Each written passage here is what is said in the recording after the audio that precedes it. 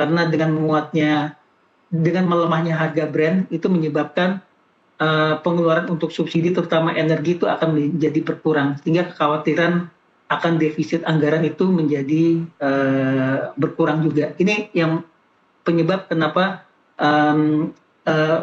indeks menguat hari ini. Selain itu juga karena valuasi ya, karena kita tahu IHSG itu udah turun cukup dalam dan saat ini valuasinya udah sangat menarik.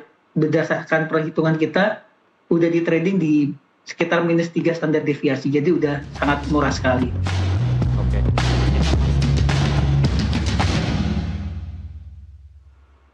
Anda kembali bersama kami di Nusantara Business Hour. Kita jelang segmen Market Vlog untuk Anda.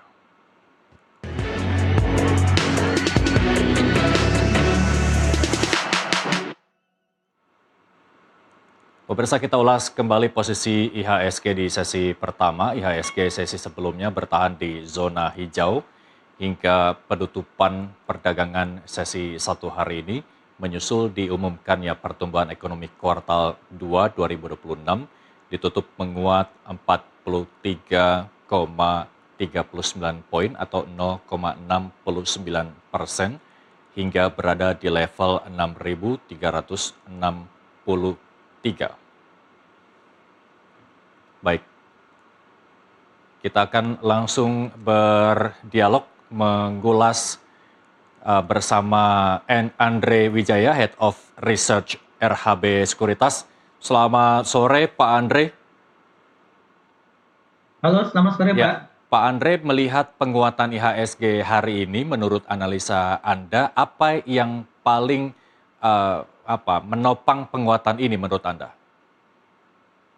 Kalau saya lihat nih lebih banyak karena pertama ada dua hal. Yang pertama adalah penguatan dari rupiah. Rupiah kan sempat melemah ke 18.000 lebih, Ya. tapi beberapa hari terakhir ini menguat di bawah 18.000.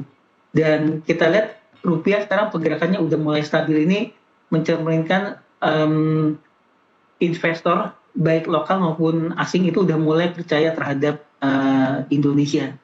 Yang kedua adalah dari pergerakan harga minyak.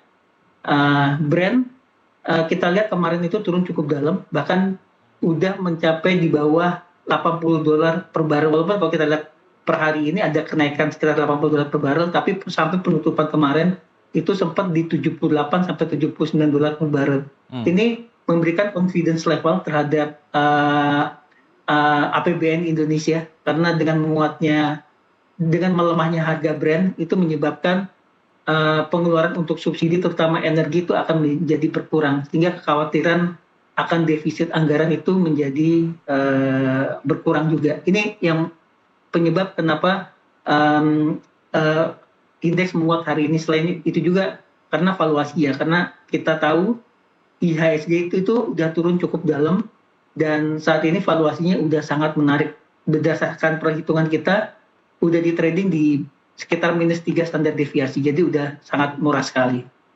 Oke, kita masih menunggu ketidakpastian antara Amerika Serikat dan juga Iran. Apakah menurut Anda ini ketidakpastian perdamaian antar negara ini ke depan masih akan mempengaruhi fluktuasi pergerakan IHSG menurut Anda, dan rentangnya seperti apa? Ya, itu pasti akan tetap mempengaruhi karena kadang-kadang on off ya. Kadang-kadang ada dikatakan akan ada perundingan damai, besoknya ada konflik lagi. Tapi so far kalau saya lihat sampai saat ini dengan harga minyak yang udah turun di bawah $80 per barel atau mungkin sekitar $80 per barel saat ini, itu mencerminkan market udah mulai melihat tensi di Timur Tengah itu tidak setinggi sebelumnya. Dimana kalau sebelumnya, kalau kita ingat contohnya seperti di 1-2 minggu lalu ya, itu sempat harga minyak Brent itu di atas $90 yang menyebabkan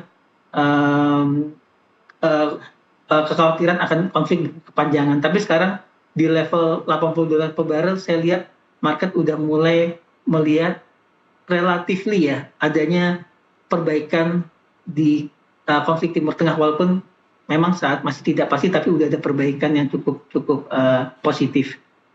Baik, Pak Andre, kita lihat terlebih dahulu di penutupan sesi kedua untuk kemudian Pak Andre analisa kembali. Kita lihat kalau tadi menguat 0,69, saat ini menguat tapi juga tidak setinggi penutupan di sesi pertama yang mencapai 0,69.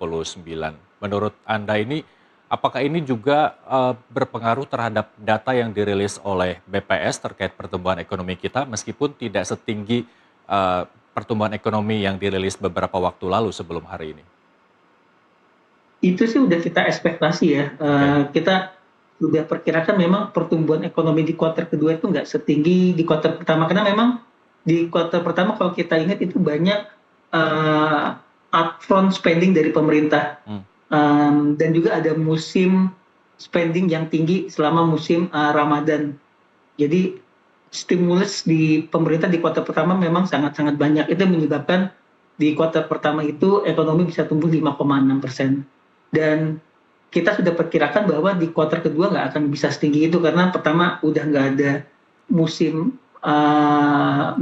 belanja yang tinggi di selama bulan Ramadan, dan yang kedua memang stimulus pemerintah atau pengeluaran pemerintah di kuartal kedua itu nggak setinggi kuartal pertama, dan kita memang perkirakan di kuartal kedua ini ada pertumbuhan ekonomi yang terendah secara quarter and quarter. Jadi kita estimasi nanti di kuartal ketiga akan membaik, di kuartal keempat juga akan membaik juga dari pertumbuhan ekonomi Indonesia. Oke, baik. Ini kabar yang mengembirakan begitu ya, bahwa IHSG mengalami penguatan di sesi pertama 0,69, di sesi kedua 0,50. Kemudian apa yang perlu dicermati, sektor-sektor mana saja yang perlu dicermati atas penguatan IHSG ini menurut Anda, Pak Andre?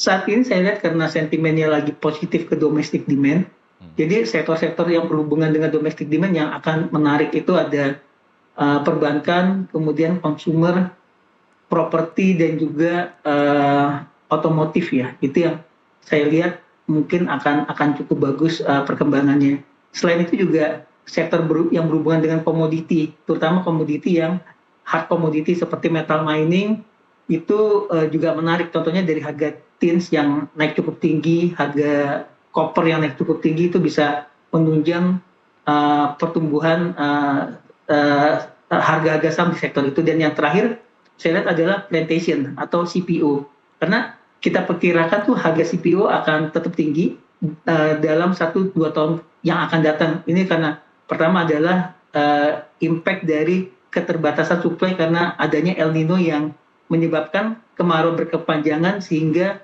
supply itu akan menurun dan harga CPO akan tetap tinggi. Jadi kesimpulannya yang domestic demand kita suka dan selektif komoditas terutama yang berhubungan dengan tins, tembaga atau copper, dan CPO. Baik, terima kasih Pak Andre Wijaya, Head of Research RHB Sekuritas telah bergabung bersama kami di Nusantara Business Hour. Kita bertemu di lain kesempatan. Selamat kembali bertugas, sampai jumpa. Oke, terima kasih. Dan pemirsa, informasi tadi menutup Nusantara Business Hour. Bisnis bukan sekadar tentang keuntungan, tetapi juga membangun nilai, menciptakan dampak, dan bertumbuh bersama menuju masa depan yang lebih baik. Saya Muhammad Rizal.